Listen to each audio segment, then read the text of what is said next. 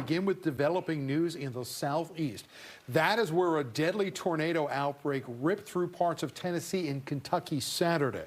The twister and strong thunderstorms killed at least 6 people, including a child, in a community north of Nashville. Dozens of people were also injured. This storm came nearly 2 years to the day after the National Weather Service recorded 41 tornadoes touching down through a handful of states. A total of 81 people died in Kentucky alone back in 2021. This is a look at some of the damage from this weekend's tornado. You can see several homes, also trees knocked out.